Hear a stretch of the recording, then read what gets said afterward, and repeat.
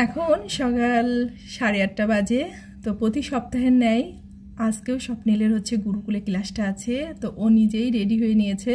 ও আর কি একা একা নিজেই রেডি হতে পারে, শুধুমাত্র তিলকটাই আমি ওকে দিয়ে দিই। তো আজকেও হচ্ছে আমি আর ওর সাথে যাব না গীতা ক্লাসে, ওকে একাই পাঠিয়ে দিলাম। তো ওকে একা পাঠিয়ে দিই ঠিকই, কিন্তু মনের ভিতরে সবসময় একটা টেনশন কাজ করে। মানে লোকজন যে ছেলে ধরা থাকবে বা ধরে নিয়ে যাবে এরকম কোনো ভয় না, মানে মহল্লায় অনেক সময় কুকুর থাকে, তো কুকুরের ভয়টাই আর কি পাই। তো ও মানে নিচে নেমে গেছে, তো আমি এইদিকে একটু বারান্দায় এসে দাঁড়িয়েছি। তো দেখলাম ও আর কি ঠিকঠাকভাবে চলে গেল। আর এই পাশে হচ্ছে আমাদের মহল্লাতে প্রতিদিন যিনি আর কি মাছ বিক্রি করেন, আজকেও অনেকগুলো মাছ নিয়ে আসছেন। তো অনেকেই ওনার পার্মানেন্ট কাস্টমার থাকে যে ওনার কাছ থেকে মাছ কেনেন। তো উনি আর কি মাছ বিক্রি করতেছিলেন, ভাবলাম তোমাদের সাথে একটু ভিডিওটা শেয়ার করি। তো স্পষ্ট দেখলাম ভিডিওর ভিতরে আর কি বোঝা যাচ্ছে না। তো যাই হোক, হ্যালো এভরিওয়ান, নমস্কার। কি অবস্থা, কেমন আছি সবাই? আশা করছি খুব খুব ভালো আছে সবাই। আমরাও ভালো আছি তোমাদের আশীর্বাদে। তো বরাবরের ন্যায় নেক্সট ডে আরেকটা নতুন ভিডিও নিয়ে তোমাদের সামনে চলে আসলাম। আর তোমরা যে যেখান থেকে আমার ভিডিওটা দেখছো, তোমাদের সবাইকে অনেক অনেক ওয়েলকাম। আশা করছি ভিডিওটা ভালো লাগবে তোমাদের। যদি ভিডিওটা ভালো লাগে অবশ্যই ভিডিওটাকে স্কিপ না করে পুরো ভিডিওটার সাথেই থেকো। তো যাই হোক, সকালবেলা তো যে ছেলেকে পাঠিয়ে দিলাম, দিয়ে এখন হচ্ছে ফ্রেশ হয়ে বাসি কাপড়টাকে ছেড়ে নিয়েছি, আর রুমটাকেও হচ্ছে ঝাড়ু দিয়ে নিয়েছি, মানে স্বপ্নিল বাইরে যাওয়ার আগেই। আর মাইকে শুনতে পাচ্ছি ওদের গীতা ক্লাসটা শুরু হয়ে গেছে। যেহেতু বেশি দূরে না, তো কাছেই, মানে আমাদের বিল্ডিংটার পিছনেই আর কি মন্দিরটা, কিন্তু একটু ঘুরে যেতে হয় আর কি। তো এই আর ব্যাপার। তো এদিকে হচ্ছে এই রুমের বিছানার চাদরটাকে আজকে চেঞ্জ করিনি, শুধুমাত্র বালিশের কভারগুলোকে চেঞ্জ করেছি। তো এই বিছানাতে মানে বালিশের কভার আর হচ্ছে বেডশিটটা মানে ম্যাচিং না, আলাদা আলাদা। তো তাতে খুব একটা সমস্যা আমার হয় না। আমার কাছে মনে হয় যে একটু পরিষ্কার পরিচ্ছন্ন থাকলেই হয়, সবসময় ম্যাচিং করে যে সব কিছু করতে হবে এটা কোনো ব্যাপার না। তো ম্যাচিংয়ের সাথে সবসময় পরিষ্কার পরিচ্ছন্ন দিকটা খেয়াল রাখলেই ভালো হয় কিন্তু। তো যাই হোক, আমার ম্যাচিং হয়নি সেটা না, তবে আমার যেটা ভালো লাগে সেটাই আর কি বললাম। তো এই বিছানাটাকে ঝেড়ে একটু খাটটাকে মুছে নিলাম, আর এখন হচ্ছে অন্যান্য যে কাজগুলো আছে সেগুলো আর কি করতে যাব। তো এই পাশে বেশ রোদ উঠেছে জানালায়, তো পর্দাটাকেও আর কি সরিয়ে দিলাম বিছানাটাকে ঝেড়ে। আর এর মধ্যে আমি সকালে মানে রান্নাটাও বসিয়ে দিয়েছি, মানে সকাল আর দুপুরেরটা দুটোই আজকে একসাথে করতেছি যেহেতু প্রচুর গরম। তো এই পাশে হচ্ছে লাউটাকে কেটে একটু মাছের মাথা দিয়ে লাউ ঘন্ট করে নিচ্ছি, আর ওই পাশে ডালটাও হয়ে গেছে। তো ডালটাকে এখন একটু ফোড়ন দিলে হয়ে যায়। আর বেশ আগে বসিয়েছি তো রান্নাটা, তো প্রায় মানে এই দুইটা রান্না প্রায় কমপ্লিট হয়ে গেছে। তো এর মধ্যে আবার স্বপ্নিল ওদের গীতা ক্লাস শেষ হয়ে গেছে, ও একাই আর কি বাসায় চলে আসছে। তো আজকে হচ্ছে ওখানে নাকি বাল্য সেবা দিচ্ছে একজন, তো সে কারণেই সবাইকে টাকা দিচ্ছে। আর এই যে ছোট্ট একটা বাটিতে মিষ্টান্ন দিচ্ছে, আর হচ্ছে পোলাও আর আলু সয়াবিন পটল দিয়ে একটা রসা করে দিছে। তো প্রতি সপ্তাহেই ওদের আর কি গুরুকুলে থেকে প্রসাদ দেই।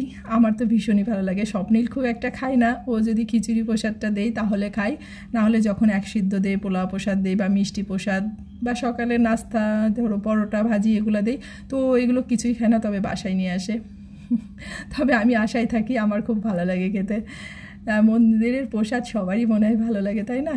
তো যাই হোক, ওইদিকে তো প্রসাদটা মানে আমি একটু খেয়েছি, স্বপ্নিল একটু খেয়ে নিয়েছে। আর এর মাঝে হচ্ছে সকালে রুটিটাও করে নিয়েছিলাম, তো স্বপ্নিলের পাপা হচ্ছে নাস্তাটাও করে নিয়েছে।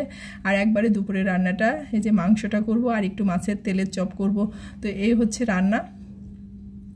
তো এদিকে হচ্ছে মাংসটাকে বসিয়ে দিয়েছি সব মশলা দিয়ে, আর একটু রসুন আর পেঁয়াজটাকে কুচি করে দিয়েছি, কারণ এই রসুন কুচিটা মাংসের সাথে আমার কিছু ভীষণ ভালো লাগে।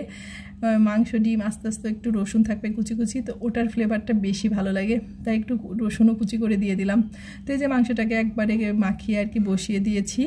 তো এর মাঝে হচ্ছে আর তোমাদের সাথে শেয়ার করিনি, তো রান্নাবাড়াটা কমপ্লিট হয়ে গেছে। আর এখন হচ্ছে দুপুরে খাওয়া দাওয়াটা করব। তো এখন হচ্ছে মাংসটাকে বেড়ে নিব। তো দুপুরে রান্না হয়েছিল ডাল, মাংস, লাউয়ের ঘন্টটা তো সকালেই দেখিয়েছিলাম, আর তার মাঝে খাওয়ার আগে একটু তেলের মানে মাছের তেলের চপ ভেজে নিয়েছিলাম। তো সেসব আর তোমাদের সাথে শেয়ার করলাম না, প্রতিদিনই তো আর কি শেয়ারটা করি। তো এর মধ্যে হচ্ছে ভাগ্নে এসেছে বাসায়। তো আজকে হচ্ছে সবার আবদার হয়েছে এই গরমের মধ্যে একটু টক ঝাল ফুচকা খেতে। তো অনেক দিন ধরেই আর কি স্বপ্নিল বলতেছিল মা ফুচকা খাবো। আসলে কি হয়, বাইরের থেকে এখন ফুচকা খেতে গেলে না খুব একটা পোষায় না, কারণ ওই 8-10টা ফুচকা 70-80 টাকা দিয়ে কিনে খেলে ওই 8-10টা খেলে মনটা ভরে না। তো আজকে দুপুরেই আমি এই ফুচকাগুলোকে আর কি একটু রোদ্রে দিয়ে রেখেছিলাম, বেশ কয়েক মাস হয়ে গেছে কিনে রেখেছি, কিন্তু খুব একটা খাওয়াটাও হয় না। তো আসলে ঝামেলা, আর সব কিছু করার পর আসলে এই ঝামেলাগুলো করতে না ভালোও লাগে না। তো আজকে যেহেতু ওর পাপা বাসায় ছিল, স্বপ্নিলের পাপা, তো এই কারণেই সন্ধ্যাবেলা এই যে ফুচকার আয়োজনটা শুরু করে দিয়েছি। তো দুপুরে রান্না করার পরে একটু ডাল আর আলুটাকে সিদ্ধ করে রেখেছিলাম, ওই পাশে 2টা আর কি ডিম সিদ্ধ বসিয়ে দিয়েছি, আর এই পাশে হচ্ছে ফুচকাগুলোকে ভেজে নিচ্ছি। তো এগুলো হচ্ছে ইন্ডিয়ান ফুচকা, আর কিছু আমাদের দেশীয় ফুচকাও ছিল, তো ওগুলো ভেজে দেখি ওগুলোও অনেক দিন হয়ে গেছে, তো ওগুলো আর ফুলতেছে না, তাই ওগুলোকে আর ভাজলাম না। তবে এই ফুচকাগুলো বেশ ভালো ছিল। তো ভেবেছিলাম হয়তো বা নষ্ট হয়ে গেছে, কিন্তু আসলে নষ্ট হয় নাই। প্রথমে ভেজে খেয়ে দেখেছি, ভীষণই ভালো আছে। আসলে ফুচকাটা এমন একটা মুখরোচক জিনিস যে কয়েকটা খেলে কিন্তু ভালো লাগে না। তো বাসায় আর কি এই জন্য বললাম যে আজকে ইচ্ছা মতো তোমাদেরকে করে দেবো, আর তোমরা হচ্ছে নিজের ইচ্ছা মতো আর কি খেও। আসলে কি হয় বলো তো, বাইরে থেকে খেতে গেলে তো অনেক স্বাদ লাগে সেগুলো, সেটাও ঠিক আছে, কিন্তু বাইরের বর্তমানে যে গরম, সে গরমের মধ্যে আসলে এই মশলা বা যে টাক করে সে জলটা আমার কাছে খুব একটা ভালো লাগে না, জানি না কেমন কি করে। তো যেহেতু প্রতিদিন স্বপ্নিলকে কোচিংয়ের থেকে ওই পাশ দিয়ে নিয়ে আসি, আর রাস্তার 2 সাইডে এত পরিমাণে এই দোকানগুলো বসে, কি বলবো, মানে ছেলের কথা কি বলবো, যে কারোরই দেখলে আর কি খেতে ইচ্ছা করে, এটাই স্বাভাবিক, যেহেতু এটা একটা লোভনীয় জিনিস, আর এমন কেউ নেই যে ফুচকাটাকে পছন্দ করে না আমার মনে হয়। তো যাই হোক, আমার মনে হয় এই গরমের মধ্যে বাসাতে করে খেলেই ভালো হয়। তো এদিকে আমি একটু টকটাকে করে নিচ্ছি। তো টকটা আমি একটু ঘন খেতে পছন্দ করি, আবার স্বপ্নিলের পাপা একটু পাতলা টক খেতে পছন্দ করে, তো এ কারণেই একটু মানে বেশ আর একটু জল দিয়ে একদম পাতলা করে আর কি টকটাকে করে নেব। তো টকটা আমার একটু মিষ্টি মিষ্টি ভালো লাগে, এই কারণে একটু চিনি দিয়ে দিলাম। আর এই যে লেবু কেটে রেখেছিলাম, তো লেবুটাকেও দিয়ে দিব, তবে লেবুটাকে এখন দেবো না, যখন আর কি খাবো তখন আর কি লেবুটা দিয়ে একটু লেবুর রসটাকে দিয়ে চিপে তারপরে আর কি মিশিয়ে নেব। তো এ পাশে একটু ভাজা মশলাও করে রেখেছিলাম, ভাজা মশলাটা দিয়ে দিলাম, তারপর শুকনা মরিচটাকে টেলে আর কি, যেটাকে চিলি ফ্লেক্স বলে, টেলে একটু গুঁড়া করে নিয়েছি, তো ওটাও দিয়ে দিলাম। বেশ ভালো হয়েছিল কিন্তু খেতে, বাইরের থেকে যে খুব বেশি খারাপ হয়েছে সেটা কিন্তু না। তো মাঝে মাঝে আর কি এগুলো খেলে মানে বাসায় করে খেতেও একটা অন্যরকম আনন্দ, আর সবাই মিলে খেতে তো আরও বেশি আনন্দ। তো আজকে যেহেতু সবাই ছিল বাসায়, ভাই আছে, স্বপ্নিল আছে, মানে ভাগ্নে আসছে, তারপর আমি আছি, স্বপ্নিলের পাপা বাসায় আছে, তো সবাই মিলে খেতে আর কি একটা আলাদা রকম মজা। তো ফুচকা জিনিসটা একা খাওয়া যেতে সবার সাথে বসে খেতে কিন্তু বেশি মজা লাগে। তো যাই হোক, এদিকে আমি মশলাটাকে ভালো করে মেখে নিচ্ছি। তো সবার আর কি আবদার হয়েছে, সবাই যার যার মতো আর কি নিয়ে খাবে, মানে ফুচকাটাকে কাউকে বানিয়ে দিতে হবে না, তবে এটাই ভালো। তো প্রথমে আমি আর কি এই যে একটা খেয়ে দেখলাম আসলে স্বাদটা কেমন হয়েছে, যে রাঁধুনি তারই আগে সবসময় আর কি খেয়ে দেখা উচিত আসলে সব কিছুর স্বাদ ঠিক আছে কিনা। তো সব কিছু আর কি পারফেক্ট ছিল। তো স্বপ্নিল আর কি বুঝতেই পারতেছে না কি করবে, কারণ সে তো অনেক খুশি, সে কী বলবো এতটা খুশি। আর আসলে কোনো কিছু করার পর যখন বাচ্চারা এতটা খুশি হয় তখন নিজের কাছে অনেক বেশি আর কি স্যাটিসফাই লাগে, মানে সন্তুষ্টি কাজ করে নিজের মনের ভিতরে। তো এখন হচ্ছে ডিমটাকে দিয়ে দিলাম।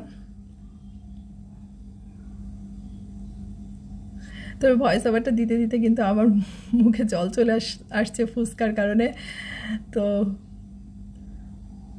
এই যে আমার ফুচকাটা পুরো বানানোটা কমপ্লিট, আর এখন সবাই মিলে আর কি খেয়ে নেবে। তো আজকের ভিডিওটা তোমাদের সাথে আর খুব বড় করব না। তো সবাই ভালো থেকো, সুস্থ থেকো, আর অবশ্যই সাবধানে থেকো। আর আমার ভিডিওটা যদি তোমাদের কোথাও এতটুকু ভালো লেগে থাকে, অবশ্যই তোমরা আমার ভিডিওটাকে একটা লাইক, একটা কমেন্ট, আর অবশ্যই একটা শেয়ার দিতে ভুলো না। ভালো থেকো সবাই, দেখা হচ্ছে পরবর্তী ব্লগে।